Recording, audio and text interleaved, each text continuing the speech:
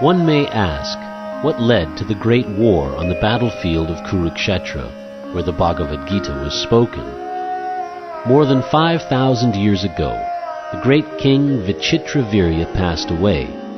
Because his eldest son, Dhritarashtra, was born blind and thus not fit to rule, Pandu, the younger son, inherited the kingdom.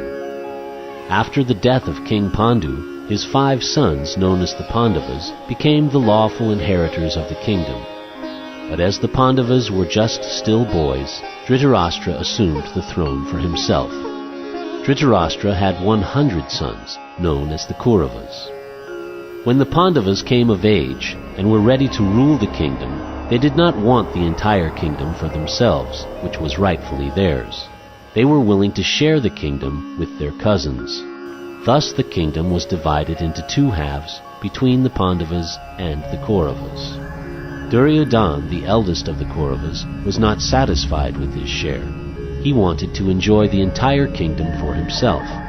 He made several attempts to kill the Pandavas, but was unsuccessful.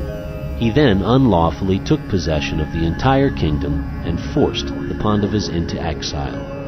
The Pandavas then requested just 5 villages, 1 for each brother. To this Duryodhana replied he would not give them enough land to stick a pin into.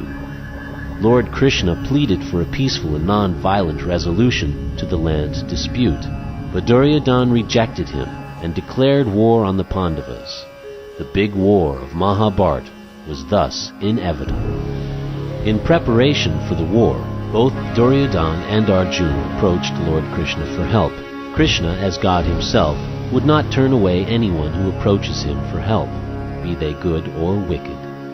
Lord Krishna offered his entire army to one side and himself as an advisor to the other side. Duryodhana snapped at Lord Krishna's army, and Arjuna was eager for the Lord himself as an advisor.